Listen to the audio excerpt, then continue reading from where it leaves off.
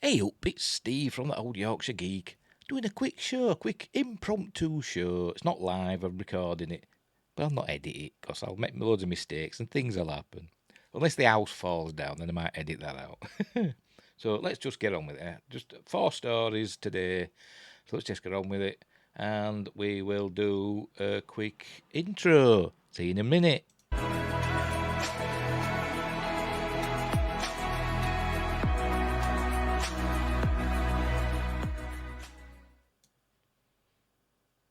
And I'm back.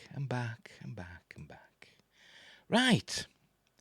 Let's look at her stories. Where have I put the thing? Oh, it's there.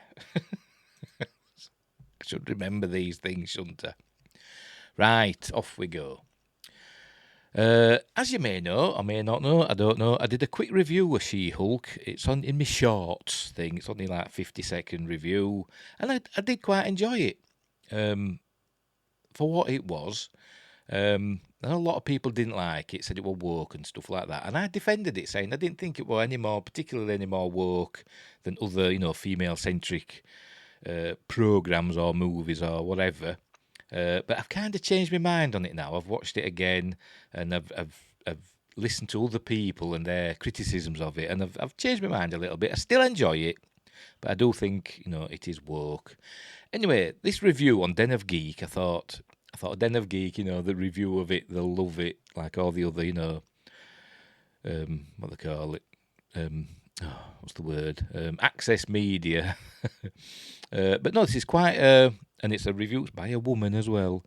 It's quite a good review, so I thought I'd read this out. And I do kind of agree with what she's saying. I'll add my own spin. Anyway, so She-Hulk Attorney at Law episode review, episode 1 review, a normal amount of rage. That's what the episode were called. Anyway, so there we go. There's the a shot. Oh, you can't see it for me. There we go. There she is. That's the first time. So like chronologically, not the first time in the episode, but she breaks the fourth wall. She looks into camera, and I'd quite like this CGI of her. There's something about the eyes. They always say, the uncanny valley, it's all in the eyes. But I think her eyes look quite good, actually, in this. I'm not sure about the Hulk. I don't like the Hulk in this. It's not the Hulk. I don't like Mark Ruffalo, basically. I find him, he's bland, he's boring. He's not the Hulk. He's just this, I don't know what he is. He's just this dull character. Edward Norton was quite dull, I must admit, in The Incredible Hulk. But when he became the Hulk, he was a monster. And but this smart Hulk, Professor Hulk that we see in it's not the Hulk. It's just a green Mark Ruffalo in it with some more muscles added and some moobs. I've got bigger moobs than the Hulk. Anyway, right. Our She-Hulk Attorney at Law reviews, by the way, this review is by Kirsten Howard, and it's from T'other Day. The link in the description, as usual, and don't forget, like and subscribe, share the videos, drop a comment, all that stuff. Hit the notification bell, blah, blah, blah. But if you hit the notification bell, you've really got to subscribe, so remember that. Right, our She-Hulk Attorney at Law reviews will be adopting a different format than the one we use for MCU shows with longer episodes, more of a breakdown that we hope will satisfy regular readers, but also help those less familiar with the MCU keep up. With that in mind, let's take a look at episode 1, A Normal Amount of Rage. The case, what happened? We first meet gamma radiation imbued lawyer Jennifer Walters, Tatiana Maslany, as she's practicing a terrific closing argument for an upcoming case. Friend and paralegal Nikki, Ginger Gonzaga, I don't know if I'm pronouncing that right, is in cheerleader mode, supporting Jen before they take to the court, while fellow lawyer Dennis is telling her it would be better if he, a man, took over. Men, eh? Tch. Yeah, that's the first warning sign, isn't it? That the girls are cool, the men are idiots or misogynists. Well, that's strike number one against it. Right, full disclosure. I've seen, not me, her. She has seen the first 4 episodes of this series, and there are more heavy-handed men situations coming up. Some of the messaging in this show is as subtle as a boulder being thrown your way. She-Hulk's men are often thinly drawn and repugnant. That's what it's like these days, isn't it? Its women are mostly smart, strong, and girl boss in it, which is of course something I support, but it does feel like a rather rote narrative when trying to introduce a badass character who identifies as a woman in the year of our Lord 2022. It's a wonder they haven't made a buy in it. I mean, there's time. It's not just that this vibe feels dated as all hell, it also speaks to how far behind the MCU is with female superhero representation that it feels the need to catch up in such a lazy and cliched way. Anyway, Nikki tells Jen that no matter what, she always has hulking out in her back pocket. And Jen breaks the fourth wall to take us back to the day she got a Hulk infusion from her cousin Bruce Banner, Mark Ruffalo. The bulk of the premiere then focuses on Jen first learning to cope with her powers and Bruce testing her limits. This is it about the Hulk now in this smart Hulk. I mean, when we first came across the Hulk in the MCU, the proper not the Incredible Hulk movie I know that's technically part of the MCU, but when we first came across the Mark Ruffalo Hulk, everybody were terrified of him hulking out. I remember we were on the super carrier, what they call it, that aircraft carrier that floats in the sky.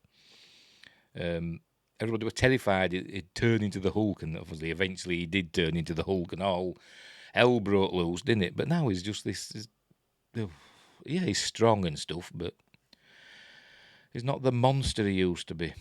Anyway, we see the two catching up several months earlier. Jen and Bruce are pretty close, with more of a brother-sister relationship that makes for some fun banter between them. Their car veers off the road after a Sakaran Class A courier craft tries to intercept them. Only veers off the road because she's not paying attention. She's looking at Bruce. I hate when they do that in films. When they're not watching where they're going when they're driving. It does my head in. Bruce's blood ends up dripping onto Jen's arm wound. Bada bing, bada boom, we've got ourselves a She-Hulk. Now, this is another thing that's not right, in my opinion. I mean, they try to explain it, because people were saying, how come Bruce didn't Hulk out immediately, when the car went off the road? Because we'd learned in the Avengers film that he tried to commit suicide. He put a gun in his mouth, pulled the trigger, but the other guy spit the bullet out. So obviously he couldn't kill himself. He could turn instantly into the Hulk. And even a bullet in his mouth wouldn't kill him. But yeah, he's in this car crash and he gets cut. I know it's explained. He's got this device that I think he said Tony designed it for him, Tony Stark, that keeps him in human form. Why would he want to stay in human form? I don't know. You'd think he'd heal quicker, wouldn't you? His arm was still in a sling after the Infinity War event. He put the glove on, didn't he? And he clicked everybody back. But obviously it damaged him. You'd think if he were the Hulk, he'd heal faster, wouldn't you? But he don't want to be. He wants to be human. So that's how he gets cut. And then he says, "Oh, you'll get your blood in me," and she does. But apparently in the comics, he gives her a blood. She's in an accident of some sort. I don't know if it's a car accident. I've not read the comics, but I've seen people talking about it. And she gets into an accident. She needs a blood transfusion. Bruce is the only compatible, blood donor. So he gives her a blood transfusion. That's how she gets the blood into him.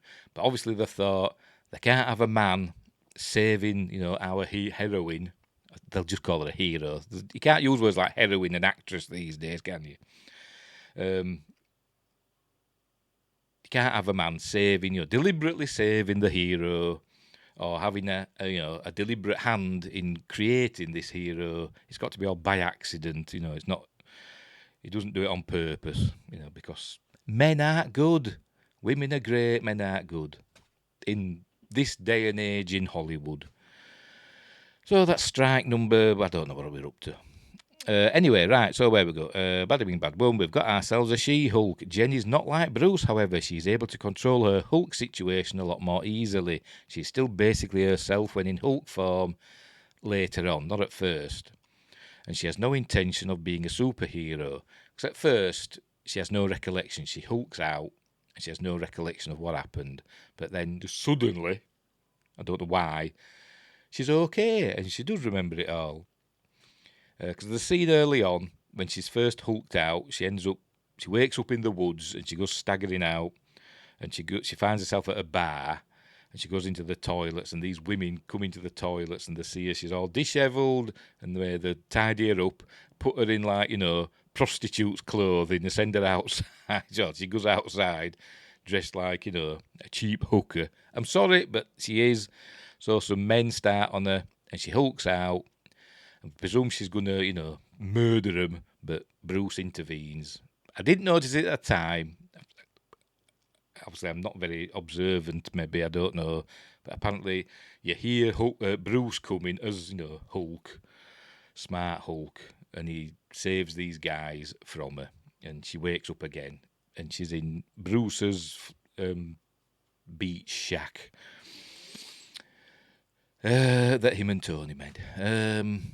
So that's that. I forgot what I was talking about now, but that's what happens. So ultimately, Jen is determined to go back to her life and career as a lawyer, but it's not long before she's hulking out in court against a rampaging Titania. Or is it Titania? I don't know, but appropriately named Jamila Jamil. But we learn then it's been like months. I think it's months since she had to hulk out. Or wanted to hulk out. We found out that she can do it whenever she wants because she's great at controlling her rage, because she's a woman. Because women, everywhere, they've got to put up with men catcalling and whistling at them and, murdering them. I think if you check probably the murder statistics in America, you'd probably find that more men get murdered than women. I know women, they've got to put up with stuff, and I'm not belittling that. Women are, a target for men. Not all men are nice. I mean, I'd like to think of myself as nice, and I'd never like wolf whistle at a woman in the street because I'm not that sort of person. And most men aren't like that. Most men, I like to think, are more like me. Maybe not quite as shy as me because I'm pathetic, but they're always making out that men are monsters and women aren't. There's quite a lot of women monsters out there, to be honest. But anyway, I digress. And it's been months since she hulked out. So this Titania comes bursting through the wall. And by the way, in this court case and this that she's doing, you hear the defence lawyer speaking to the jury, and it's like, yeah, my client may have caused the deaths of people, but he's rich and all that. And you're thinking, what's he saying? And then she's going to do a monologue to the jury and win the case or whatever.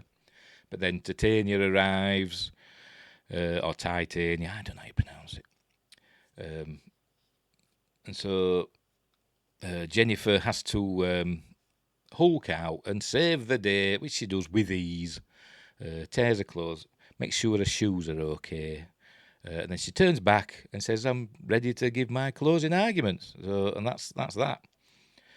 Right, the evidence, MCU Easter eggs. There are plenty of MCU connections in the first episode of She-Hulk Attorney at Law, and most of them are weaved in via Bruce, filling in some Phase 3 gaps for us.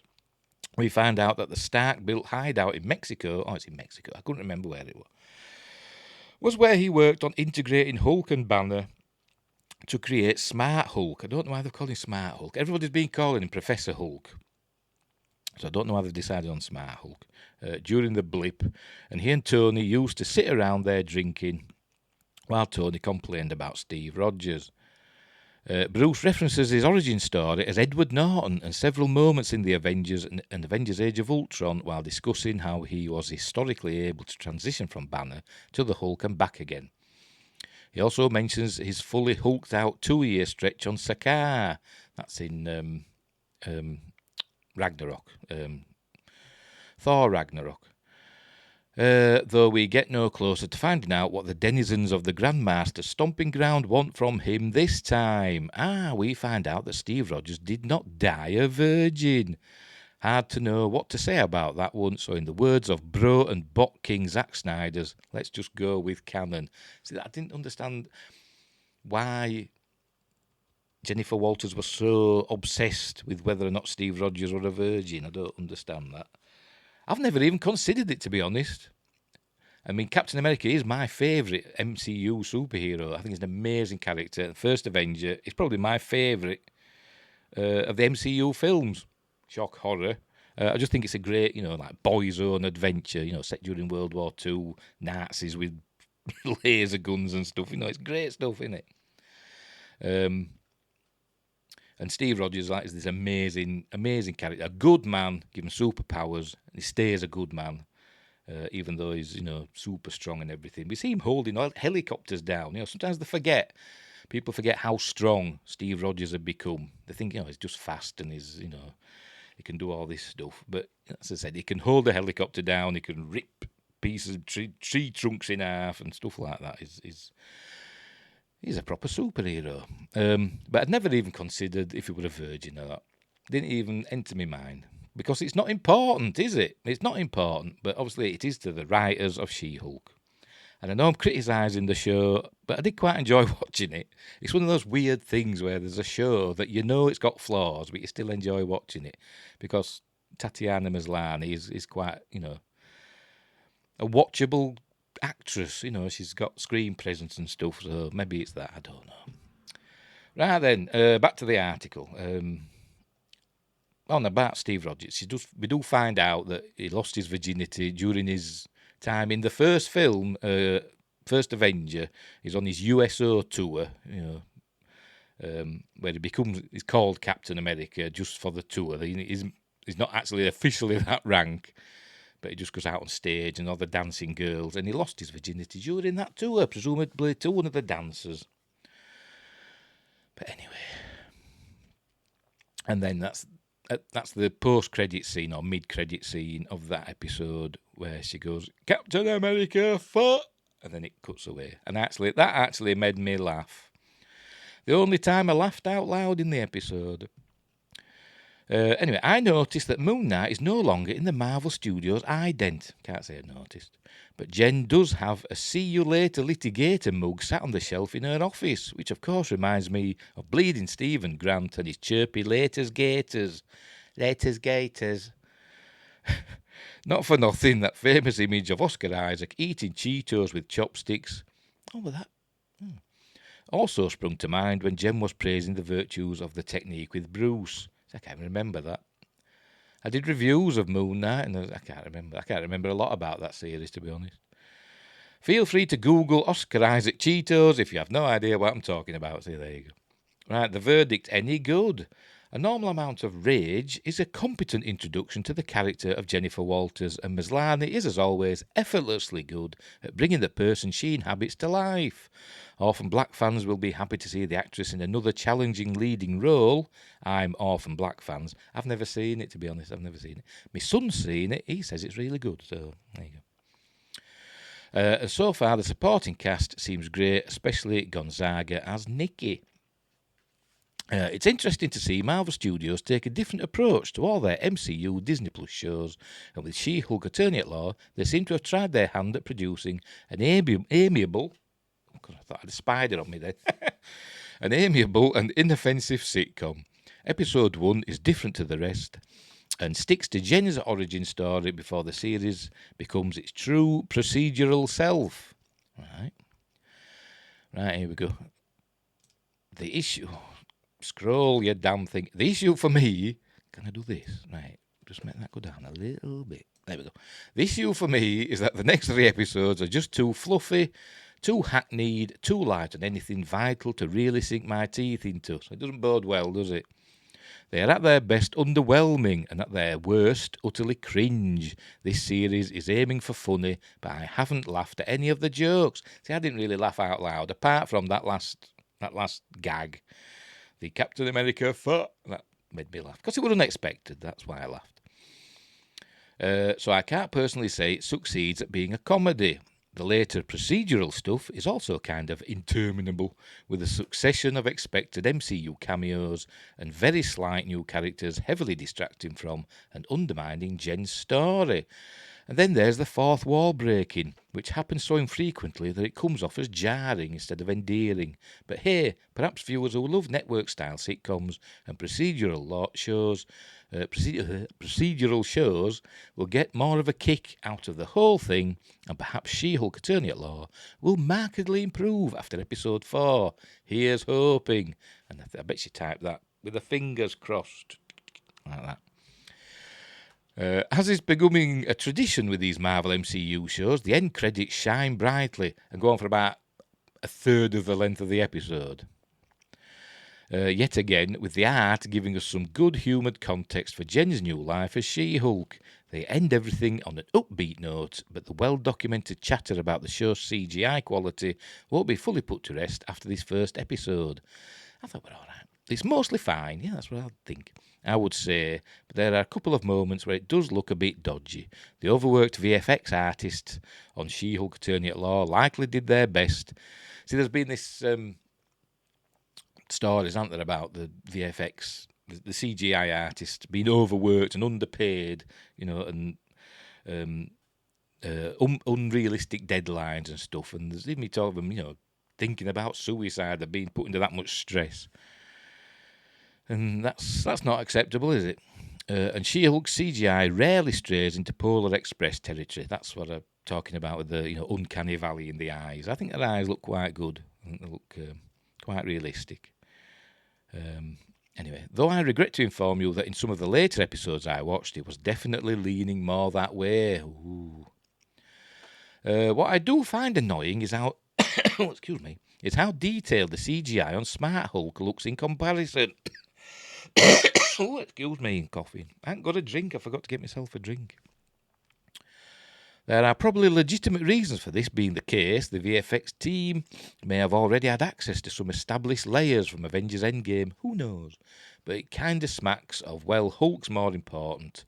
And going back to my earlier gripe with some of the heavy-handedness in the writing here, I think giving the VFX creators the time they needed to fully realise She-Hulk visually opposite Hulk would have been a pretty powerful statement on its own. I think she looks all right, to be honest. But yeah, they probably did have the, what they call assets from Avengers Endgame that probably made it easier for them to do, Smart Hulk. Post-credit scenes, Captain America, that. Crikey. She's given it 2.5 out of 5, so that's pretty much, my view. It's okay. That's how I described it in my review. It's okay. But I do understand. I'm not going to defend it.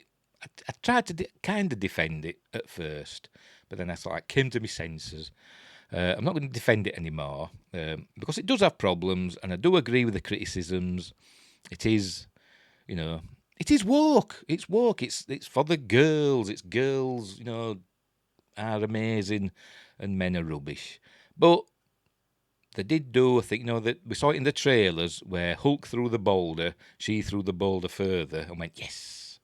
And we thought, yeah, here we go. But then Hulk picked up a bigger boulder and launched that into orbit. So they did have that. They give us that little nugget, didn't they?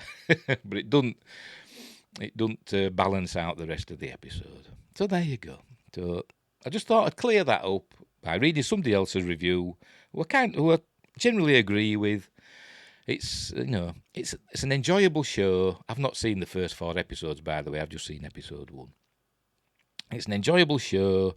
The CGI is okay, I don't think they're ever going to get human or green human, facial features and stuff exactly right. They can't even get deep fake stuff exactly right now, can they? It's, they can get it okay, but it's never going to be quite right, is it? Because we're too used to looking at real faces and seeing, the little ticks and stuff like that real faces have. They'll never be able to recreate that in CG. They might get really close, but there'll always be something that we can notice that says that brings us out and tells us, that's not quite real. But that's by the by. So yeah, it's okay, and that's it. So there we go. Right, we move on. Andor, there we go. Andor star teases the return of Alan. Is it Tudyk or Tudyk? I'm going to say Tudyk. But however you pronounce it, it's funny, isn't it? And I wish he'd clear it up and say, oh, it's pronounced Tudyk. And then, but even that's amusing. Andor star teases the return of Alan Tudyk's K2SO for season 2. Now, I love Rogue One. I unapologetically say it's my favourite Star Wars film. I watched it again the other day, and I love it. I think it's great. And it is my favourite Star Wars film. You know, I'm sorry, it just is, because it's a war film. I like my war films. And it is actually a war film. And these people that say it's boring, except for the last act, the Battle of Scarif, haven't really watched it properly. How can it be boring? Jeddah City gets destroyed. The attack on Edu. You know, the stuff that happens on Jeddah. What else do they do? All that other stuff. They do all this other stuff, don't they?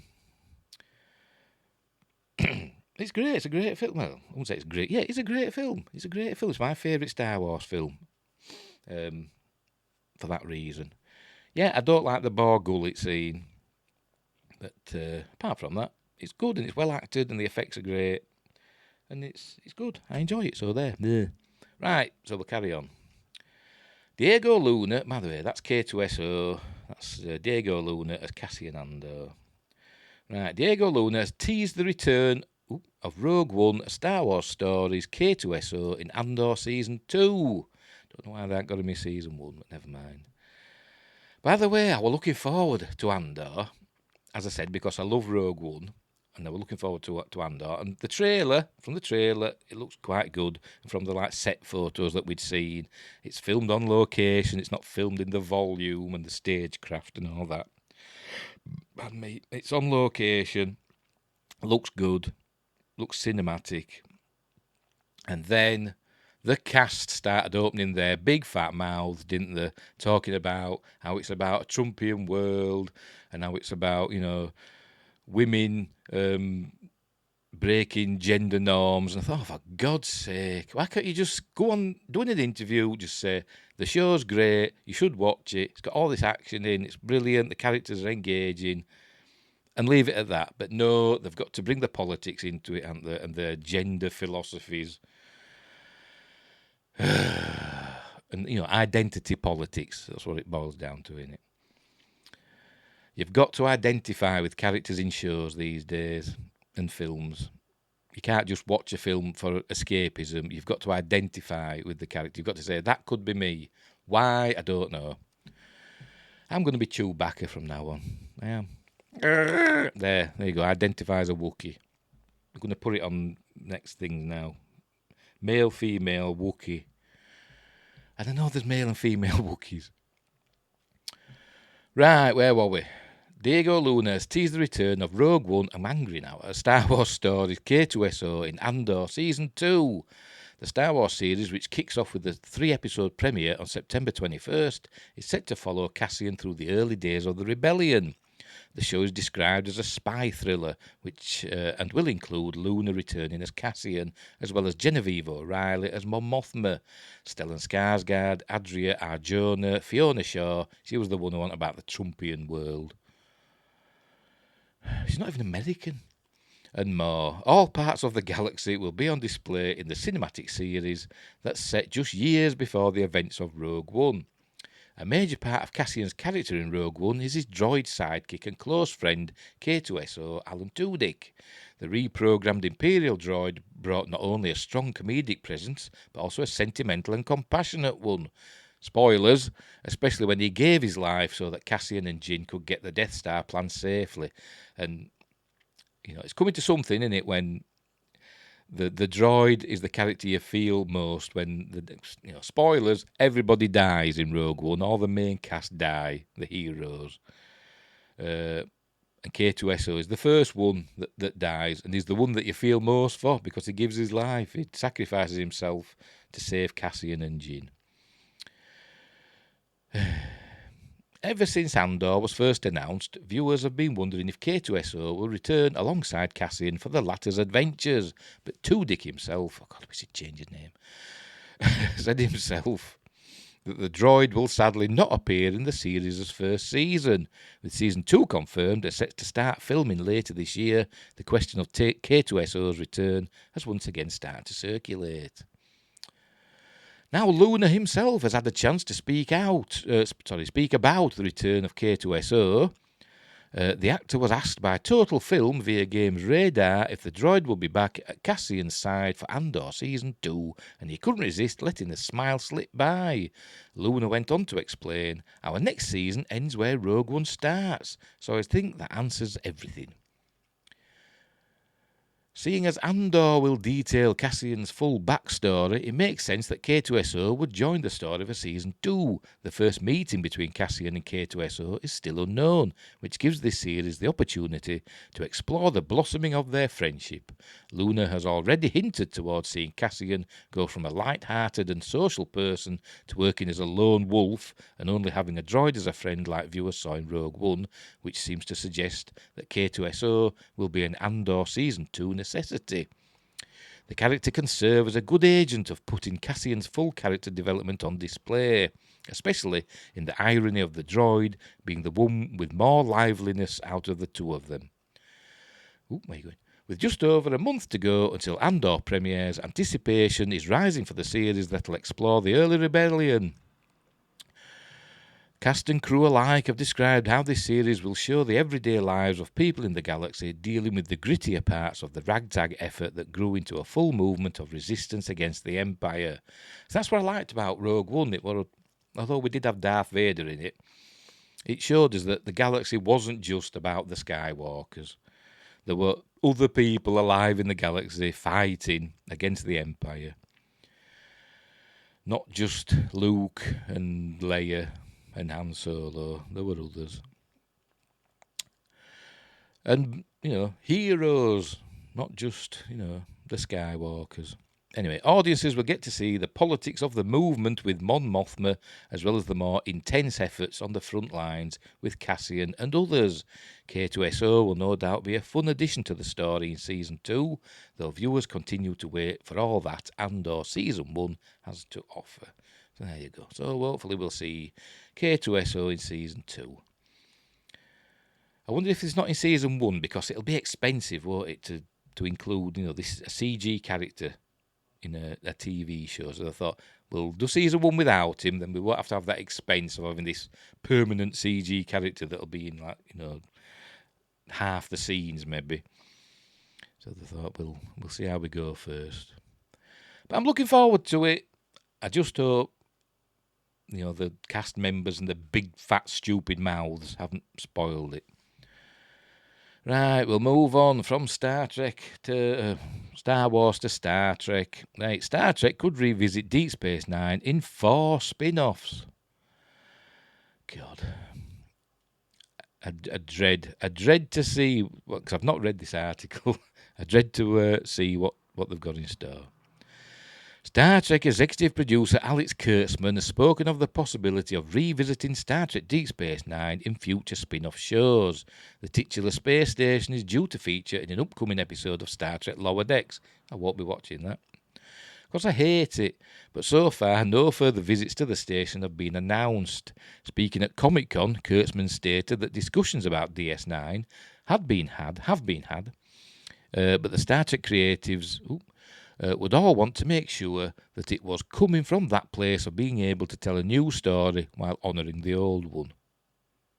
He just lies, doesn't he? Just nonsense. Yes, Kurtzman's statements make sense, given that more than any other Star Trek shows, DS9 had a clearly defined ending to its story. Well, sort of. Where previous, because it was left a bit up in the air, wasn't it? What happened to Cisco? Where previous Star Trek shows had either ended abruptly due to cancellation or by leaving the story more open-ended to lead into a movie franchise. Well, no, that said, all good things had a brilliant ending. That was probably the best ending of all the Star Trek series. Voyager's ending, yeah, that were a bit abrupt. They got home, bang, the end credits. And as I said, DS9, Cisco, he went to join the Prophets, and we don't know what happened after that. Does he come back? We don't know. Cisco's DS9 ending was far less ambiguous. By the way, I did a fun story treatment for what my idea for a new Star Trek film would be like, and I did this before J.J. Abrams got his hands on it, and I did a story about Cisco, and it was a time travel story because a Romulan or something had got hold of a Bajoran orb of time and went back in time and changed history. So Cisco, being with the prophets, who are, timeless aliens, they don't live in our timeline. Cisco went and gathered up all the captains that we'd seen, in the series, Kirk and Picard and Archer and Janeway and all them, and got them all together to go back in time and have an adventure and save the galaxy. But obviously, that didn't happen, but that was my story. Anyway, DS9's, I forgot where we were now. Cisco's DS9 ending was far less ambiguous. DS9's finale resolved so many character story arcs that Star Trek would need to have a good narrative reason for bringing back the DS9 crew. Yeah, well, Odo went back to the link, didn't he? Went back to the founders.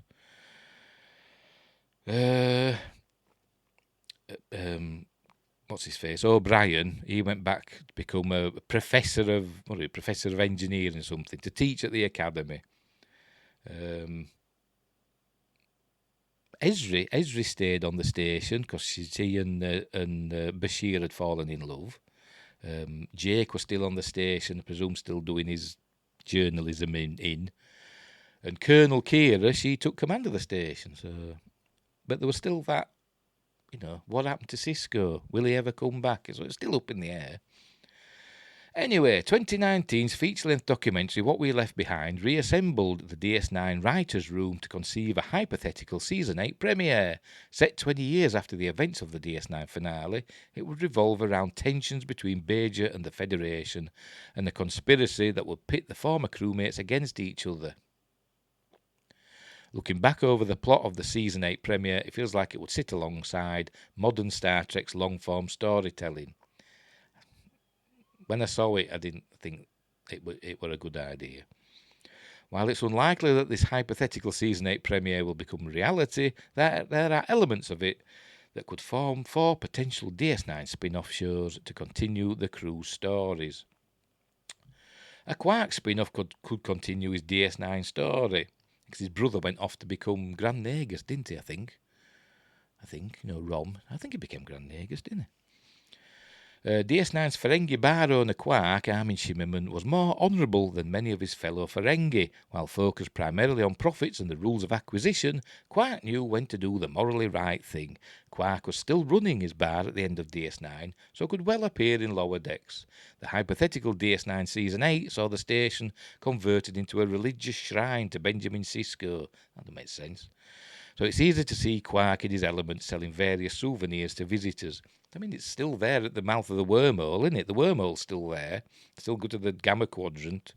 The Dominion technically is still in the Gamma Quadrant. Yeah, they were booted out of the Alpha Quadrant.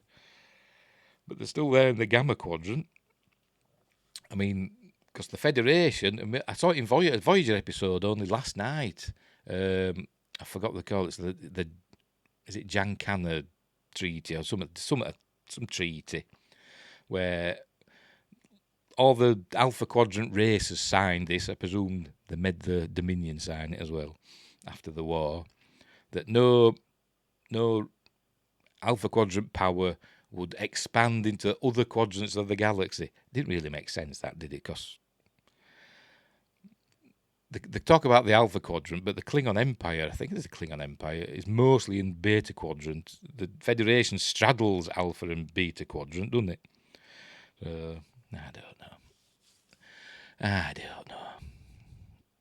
You hadn't to give it too much thought, I suppose. Anyway, right, where were we? A Quark spin-off could provide a refreshing new perspective on the Star Trek universe. Modern Star Trek has featured some trips to the seedier side of Roddenberry's utopian future, such as in Star Trek Picard Season 1, Episode 5, Stardust City Rag. Yeah, but Kurtzman Trek just ruined bloody Roddenberry's utopian future.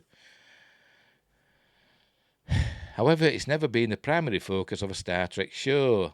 Gene Roddenberry may have disliked a Star Trek show fronted by the morally dubious Quark, but the Ferengi's good heart would keep the show on track. Both Lower Decks and Picard have shown that Quark's business has stretched beyond DS9. Yeah, because you see, I think in that Stardust City Rag, you see a sign that says Quark's Bar, don't you? So it would be the perfect time to focus on how he maintains these business interests in the Star Trek universe. It could be the perfect blend of the moral drama of classic Star Trek and the knowing comedy of Lower Decks. An episodic structure similar to Star Trek Strange New Worlds would also allow the show to focus on Quark's various schemes and scams. See, I wouldn't like this because although, Quark's amazing and he's great, I've got to be honest, the Quark-centred episodes I tend to skip over. I do. I didn't like, as a rule, the episodes that focused on Quark and the other Ferengi for some reason. I don't know, I just didn't like them. Maybe I'm a racist against Ferengi. Right, a DS9 anthology show could explore the wider Star Trek universe. Oh, that's Ben Sisko and Benny. I forgot his name. Benny thing. The writer from the 50s in the, Far Beyond the Stars episode. In the early days of Star Trek Deep Space Nine, the writers often struggled with the space station setting. Rather than exploring Star Trek Strange New Worlds, the crew of DS9 often had to wait for representatives of these new civilizations to come to them. That's why they had the wormhole. That was the point of it.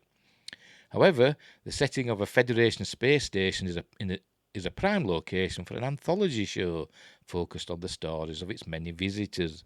It's surprising that beyond the short Trek's webisodes, don't watch them, they're shit, there's never been an anthology show that explores the wider Star Trek universe.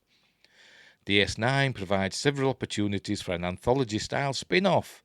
Firstly, if the station is to become a religious shrine, I don't understand that. No, it didn't. I mean, parts of it could be. They could have a shrine to Sisko and the prophets still on the station, but it still should be a military outpost, a military/commercial outpost, because it's guarding the entrance to the wormhole, isn't it? I forgot where I was now. The show could focus on the stories of those pilgrims who make the journey to pay respects to the emissary Benjamin Sisko. Alternatively, a Star Trek spin-off could be focused around the science fiction stories of Benny Russell. Ooh, cracky. Recently referenced in Strange New Worlds. Sisko had a psychic link with a sci-fi writer in the classic DS9 episode Far Beyond the Stars. What do you mean a psychic link? This is what I don't understand. I always thought that Far Beyond the Stars wasn't... that Benny Russell wasn't real. It was like a created universe in Sisko's mind. Created by the prophets. They wanted actually remembering an actual character called Benny Russell. I don't know. That was my interpretation of it. Anyway, and the Russell anthology could explore this further. So I don't agree with that. I don't think they'll do that. Another writer from DS9 whose stories could form the basis of an anthology series is Jake Sisko, Kirill Lofton, who was last seen awaiting the return of his father. See, this is going to be better. During the Dominion War, Jake Sisko was a war reporter, so his writing could easily explore other corners of the Star Trek universe. Jake Sisko's writings from Deep Space Nine during Dominion occupation could be one way to explore DS9's past without compromising the show's perfect ending. I don't know, they couldn't do that really, could they? Because not a story about the Dominion occupation, because if Jake were in it, they'd have to de-age him for every episode, wouldn't they? Or recast as a younger man, because obviously he's grown up now, hasn't he? Right, a Captain Kira show could revisit Bajor post-Dominion War, but you want a captain, she's a colonel. I mean, that's not a uniform that we see in there. She wore that to disguise herself, didn't she? Because she went to Cardassia, didn't she? well, not to catch, went to Cardassian space, and obviously she couldn't go as a Bajoran, even though she's Bajoran, but she couldn't go as a officer of Bajor. She had to go dressed as a Starfleet officer. Anyway, as a former Bajoran resistance fighter, Major Kira Nerys, Nana Visitor, was one of Deep Space Nine's most compelling characters. She became Colonel later on. Her history of battling Cardassian oppression often led to conflict between her and Captain Sisko, and also informed one of DS9's best episodes. During DS9's Dominion War, Kira briefly became a Starfleet officer, not really, and could become one again in a new spin-off. In What We Are Left Behind's hypothetical Season 8, Starfleet's Black Ops team, Section 31, plots to destroy the wormhole and kill the prophets in an attempt to end religion once and for all. That won't work, will it? This conspiracy would be a perfect storyline for a Kira Nerys spin-off show. You can't just kill religion by, destroying its source. Religion don't work like that. Oops. Anyway, Kira's Bajoran heritage, capital I there. Bajoran heritage and history with the prophets would make her the ideal candidate for Starfleet to employ to investigate such a plot. Like Seven in Picard, such a show could explore Kira's complicated relationship with Starfleet and the Federation. It would also allow Star Trek to bring together characters from other Trek shows. The upcoming Lower Decks, they keep mentioning that, don't they? And Strange New Worlds crossover, oh God, I forgot that was happening, opens the possibility for the Cerritos' Bajoran security officer, Shax, to join Kira on her mission. Kurtzman's recent tease that 2 female-led Star Trek shows are in development, he talks out of his ass, does make a Kira show an exciting possibility. He's still going on about his bloody Section 31 show, isn't he, with Michelle Yeoh? It's not happening. A Julian Bashir show could continue Star Trek's Khan obsession. Because remember, Julian Bashir, we found out later on in Deep Space Nine that he was genetically altered, not engineered, but altered, enhanced to improve his mind. And I think his parents, went to prison for it, or they did something. They were punished. Because, obviously, it was done as before he was born, basically, in utero or whatever. So it wasn't his fault. Anyway, modern Star Trek shows have spent a lot of time revisiting Kirk's nemesis, Khan Noonien Singh. Strange New Worlds features one of Khan's descendants, La'an. Ooh, oddly enough, I quite like. Before the show started, I was thinking, it's going to be awful. But, she's actually quite a good character. And Season 1 ended with Una being arrested for lying about her Illyrian heritage. Yeah, because the Illyrians were genetically altered humans. And we found out that Una is an Illyrian. She can absorb energy. Somehow. Genetic engineering has been forbidden, but that's it. She can absorb it. Being genetically altered don't make you a superhero, does it? You might get like enhanced strength or great memory or something like that, but absorbing energy, that's like Marvel MCU stuff, innit? Anyway, genetic engineering has been forbidden by the Federation since the end of the Second Eugenics War, and still is by the time of DS9, the Second Eugenics War. So is that what they're saying we're going to be? It's World War III. They're still saying that there was a first eugenics war in the 90s and then a second one in the mid-21st century that were basically World War III. Is that what they're saying? I don't know. And still is by the time of DS9. Julian Bashir was revealed to be genetically modified in DS9 Season 5, Episode 16, and was nearly expelled from Starfleet. Nearly. But he won't. And then after that, it became kind of boring because we found that, he'd been... he could have beat Chief O'Brien. He could have beat him at darts any time, but he were holding back. He were perfect at throwing darts. And it became kind of boring after that, to be honest, mostly. It became like Data. That trouble with, Star Trek, classic Star Trek, Berman Star Trek and that, it was amazingly brilliant and I love it, but, it wasn't perfect, was it? And they did tend to do stupid things from time to time. Anyway, the hypothetical DS9 Season 8 would have explored how Julian Bashir, had lost his way while working for Section 31. A Bashir show focused on genetic enhancements could allow the spectre of Khan to return to Star Trek. The starting point for the series could be a visit to the Institute from DS9, Season 6, Episode 9, Statistical Probabilities, where Bashir returned a group of genetically modified humans after they failed to live alongside the Federation. Bashir could be a frequent visitor to the Institute, making strides for better rights for those with similar enhancements to his own. Like Hugh was in Picard Season 1, and then they killed him. Spoilers.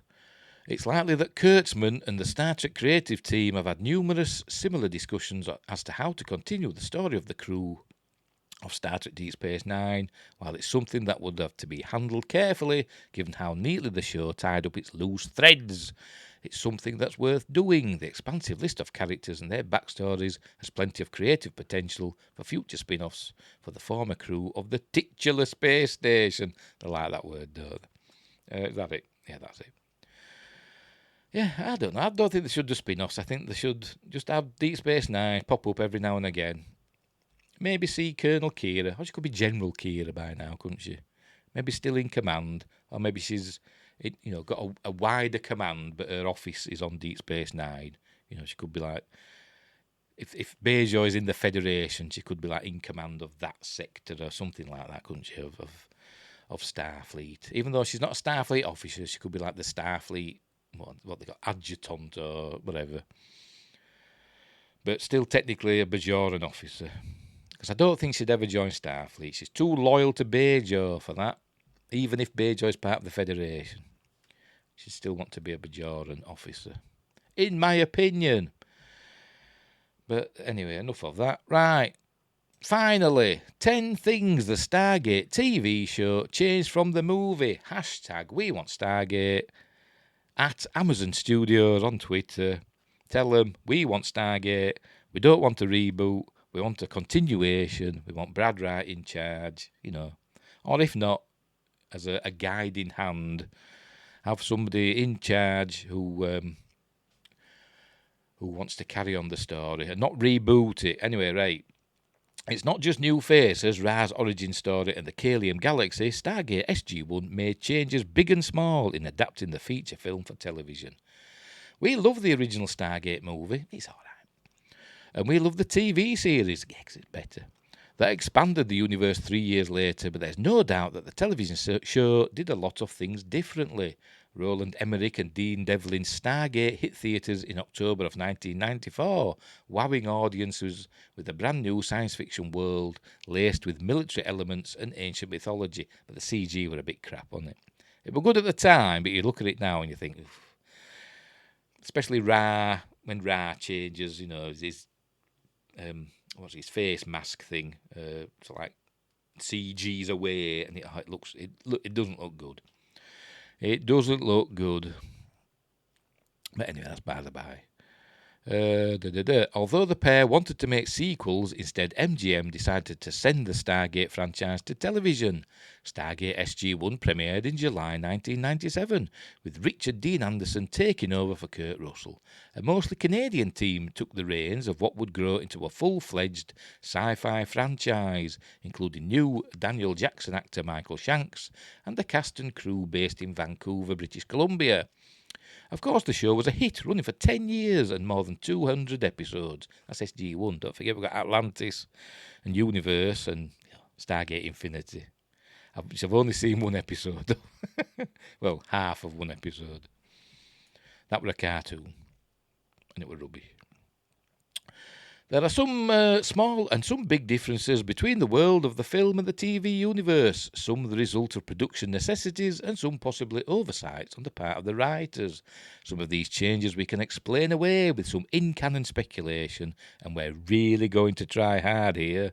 But others are so different that you might have to conclude that the movie and the show are just set in two different universes. On with the list.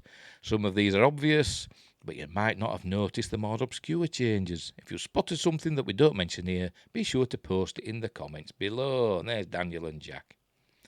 Number 10, new faces. Let's get the most obvious out of the way first. Only 2 actors from the feature film reprised their roles on SG-1. That's Skara actor Alexis Cruz, who was originally considered for a spot on the main cast, and Kasuf actor Eric Avari, who didn't show up until season 2.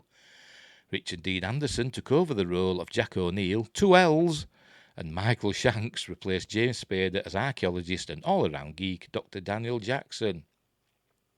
Catherine Langford was now played by American actress Elizabeth Hoffman, losing Vivica Lindfor's Swedish accent in the process, but she was supposed to be like German, I think.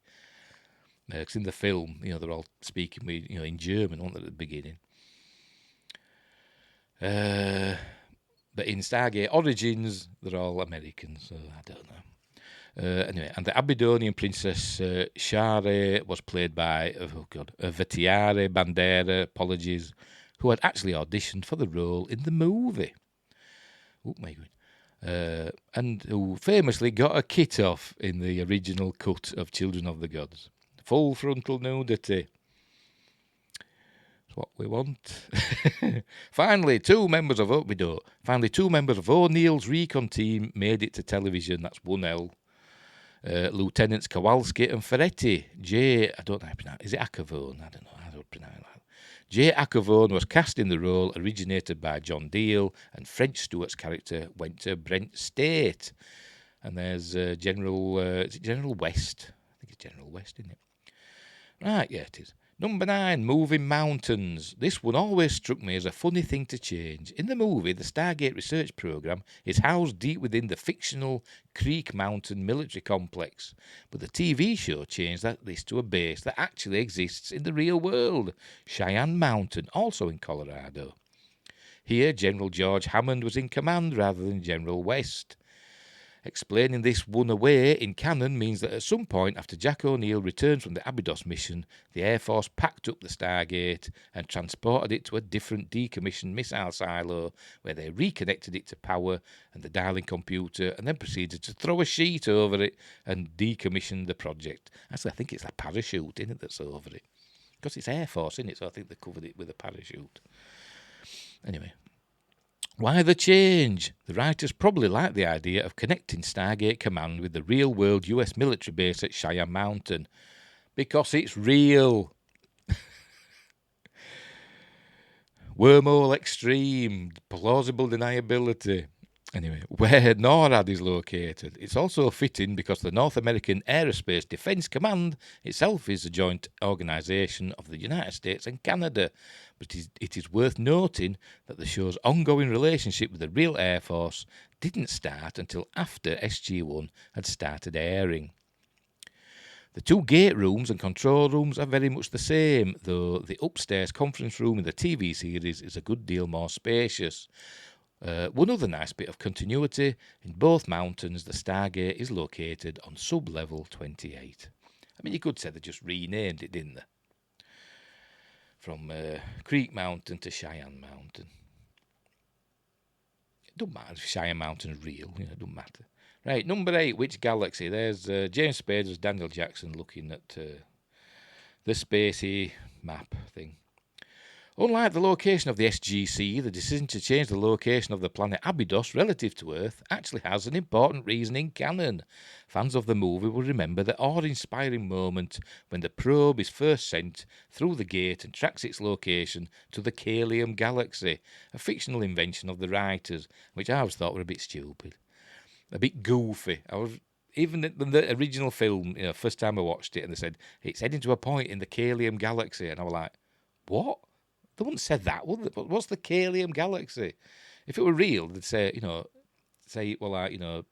Andromeda Galaxy or something like that, or Triangulum, or they'd say something like that, wouldn't they? Or the Sombrero Galaxy, or they'd talk about its proper designation. It'd be like M31 or NGC 2527 or whatever. That's what they'd have done, not made up like the Kalium Galaxy, because that doesn't make any sense, does it? They could have called it the Flip-Flop Galaxy. Anyway, this contribution to a sense that this story was massive in scale, as Dr. Langford declares that the Stargate has reached a world on the other side of the known universe. Yeah. The vast distance between Earth and Abydos, which is named in the script but never actually named on screen, also gave the marketing department the film's tagline: "It will take you a million light years from home, but will it bring you back?" When SG-1 premiered with Children of the Gods, though, we quickly learned that in the TV universe, Abydos is very close to Earth, in the Milky Way. Well, yeah, because all the Stargates in SG-1 we find are in the Milky Way. In fact, it's one of our closest neighbours in the Stargate network. This was necessary because the Stargate was able to connect without the dialing computer having to compensate for millions of years of stellar drift. Other addresses discovered in the pilot episode would have to be adjusted to account for the fact that stars and their planets slowly drift apart over time. The base computer would only calculate a few per month, or just enough for an episodic series. I never understood why they didn't just find a DHD that from like a broken Stargate or a Stargate that had been, destroyed or buried, and try and find a working DHD and use that with our Stargate. I mean, it'd be easy to plug it in, and then it'd do like automatic updates, wouldn't it? But it has been explained that because Earth has its own dialing computer, they can do things that a DHD wouldn't allow them to, such as travelling through time, forcing a gate connection that normally wouldn't happen.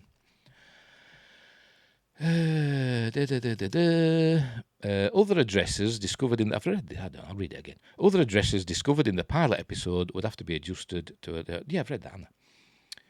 The base computer would only calculate a few per month, just enough for an episodic series. Yeah, and there we go. Tyler O'Neill. There we go. Number 6, what's in a name? Okay, this one is smaller, but while we're talking about characters brought over to the small screen, it's worth noting that some of them also received name changes. Stargate SG-1 fans will know that Share was renamed Share. Different spelling. More than likely just to make it easier for the actors to pronounce. Because they never could pronounce Goa'uld, could they? I was ended up being Gould. Probably for the best. Then there is Jack's late son, whose accidental death has sent the Colonel into a spiral of grief and made him willing to accept a suicide mission. Well, yeah, because Kurt Russell, he had a gun, didn't he, in the film? He was contemplating topping himself, wasn't he? The young boy's name in the TV show is Charlie, given time and again throughout many episodes. Charlie's name was never spoken in the film, but eagle-eyed viewers will spot the frame award on his dresser. It's Tyler O'Neill. There you go, Tyler O'Neill there, of the Widget League, 1988. So, whatever. As for Jack himself, who knows why the TV series changed the spelling of O'Neill with one L to O'Neill with two L's. But it became a running joke with Jack telling a reporter to be sure to spell his name right. There's another Colonel O'Neill with only one L. He has no sense of humour at all. And again later to Senator Kinsey. This O'Neill can't pull off Kurt Russell's flat-top haircut and is much more likely to start a mission with a light-hearted quip. It's because Richard Dean Anderson wanted to differentiate the characters, didn't he? So he said, let's spell it different. Because he wasn't playing the same character that Kurt Russell played, essentially. Even though they were the same character, they weren't. It was essentially a new character, but just with a similar backstory. Number 6, push-button dialing. Here we go, the DHD dial-home device, which I never understood. Got to admit, you've got your 7 symbols, haven't you? You've got your 6 for your address, and your 7th symbol is your point of origin, innit? So they've got to find 7 symbols. But I never understood why they're to do the 7 symbols on the DHD and then press the red button. I know that's the activator. Why couldn't the activator actually be the 7th symbol as well? Because you're on the planet that you wanted to go from, so why doesn't it automatically know what the 7th symbol is when you press the red button? I don't know. That's just my thoughts. Anyway, it was the television show that introduced the dial-home device, which allows the Stargate to be dialed quickly and easily on most of the planets the team would visit. The movie never actually explained how the team dialed back to Earth at the end.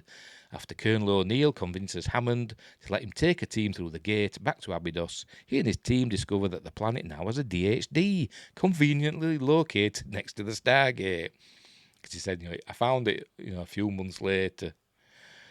Push button dialing at your fingertips. And even though Samantha Carter geeks out about the device, the moment she lays eyes on it, it took us, to MacGyver. It took us years to MacGyver. I don't know what she said.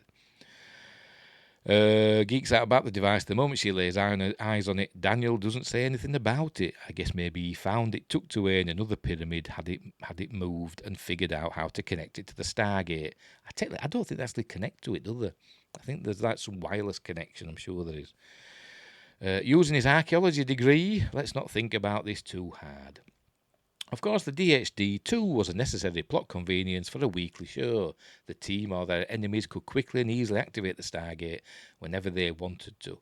On SG-1, the Stargate goes to many different planets, and so a handy DHD pairs nicely with the cartouche full of gate addresses that Daniel has discovered. And there's Daniel and the new Share.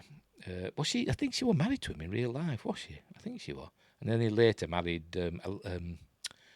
TOYG, what's her face? What's her name now? I can't remember.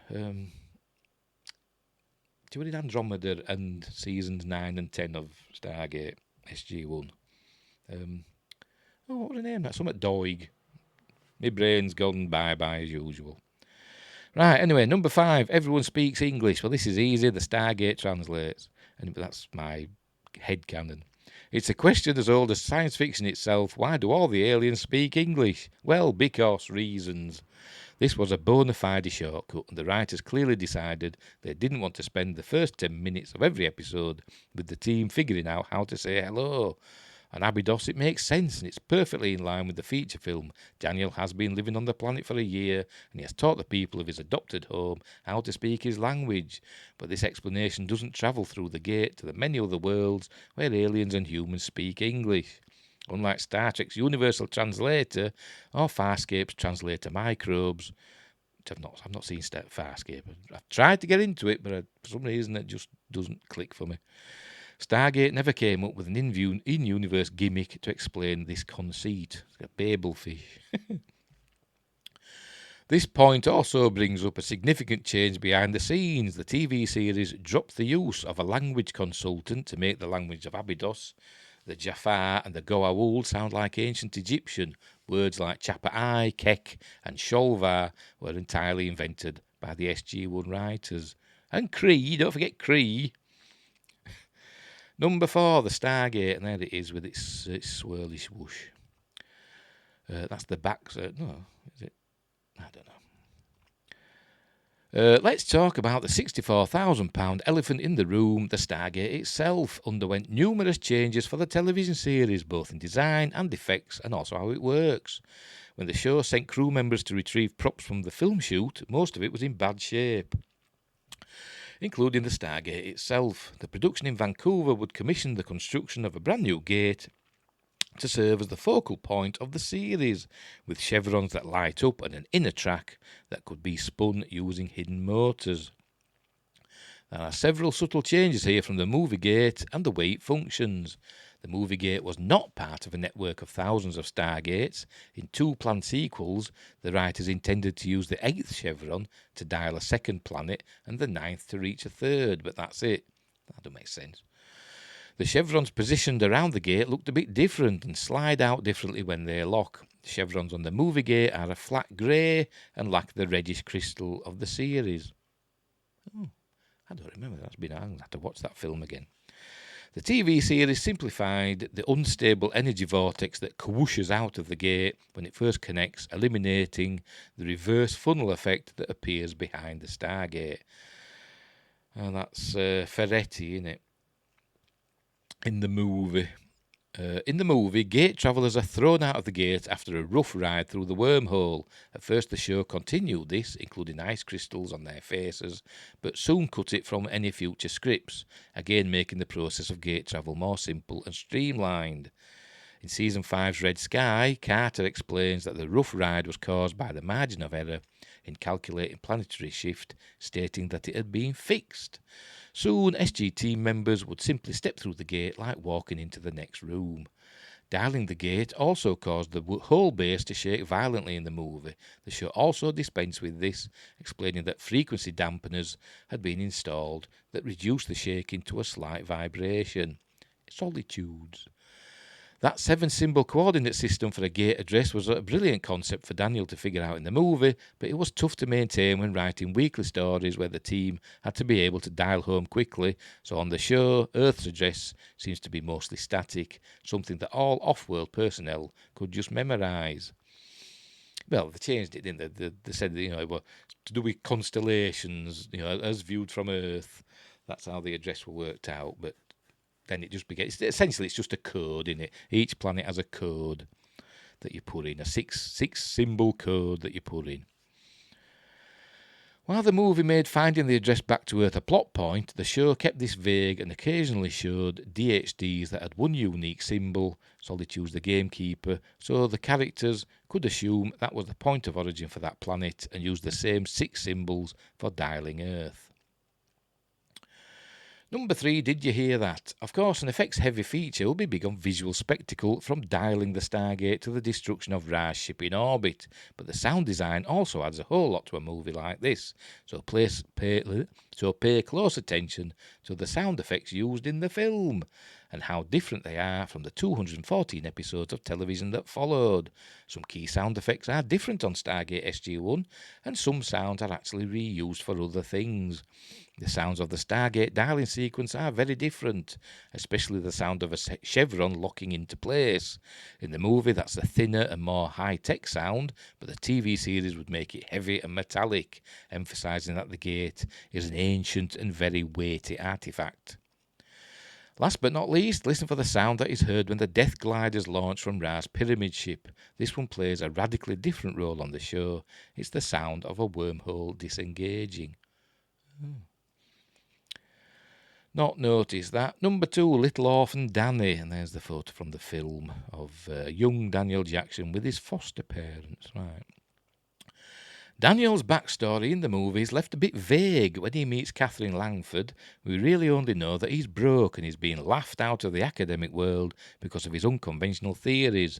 Daniel has nothing to lose by accepting her offer, and in fact he gets a chance to prove that his theories about the pyramids are right. The whole landing platforms for alien spaceships thing is never spelled out in the movie, actually. When the two first meet, Catherine shows Daniel an old photo of a couple with a baby. She asks him, "Are these your parents?"